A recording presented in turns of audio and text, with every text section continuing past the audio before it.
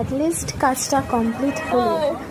অনেক দিন ধরে ডিউ ছিল সার্ভিসিং করানোটা, তো আজকে অ্যাটলিস্ট করালাম। তো বেরিয়েছিলাম একটু, শুধু সার্ভিস করাতে নয়, একটু এমনি বাইরেও ঘুরে এলাম। কাছাকাছি, আমাদের বাড়ির কাছাকাছি একদম।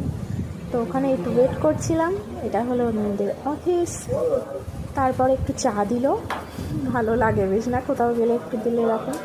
বিস্কিটও ছিল, আমি নিইনি, একটু চা খেলাম গরম গরম। তারপরে বাইকটা নিয়ে একটু বেরিয়েছিলাম। এইটা হলো আমাদের বাইক, লাস্ট মান্থ কিনেছিলাম। অনেক শখের বাইক এটা, আমাদের ফার্স্ট কেনা বাইক। প্রথম রোজগার দিয়ে দুজন মিলে অল্প অল্প করে টাকা জমিয়ে কিনেছি। নতুন কিছু কেনা নিজের টাকায়, তার আলাদা একটা আনন্দ থাকে। এই বাইকটা আমাদের সেই আনন্দটাই দিয়েছে। কেমন হয়েছে বাইকটা জানিও কিন্তু, হ্যাঁ। তো সার্ভিস করানোর পর আমরা একটু চেক করার জন্য এমনি ঘুরতেও বেরিয়েছিলাম। তো স্পিড তুলে দেখছিল কেমন হয়। আমি বলছিলাম আমার ভয় লাগে খুব জোরে চালালে। তারপর একটু মোমো খেলাম। ওটা মোমোটা মোটামুটি ছিল, খারাপ না, আবার খুব একটা ভালো বলবো তাও না। মোমোটা খেলাম।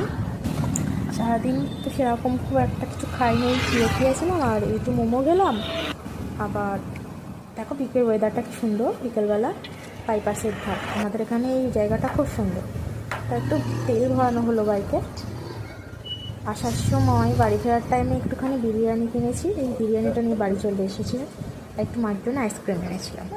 আর এসে আমার সোনার সাথে একটু গল্প করলাম। আমাকে অনেকক্ষণ দেখেনি, তাই মিস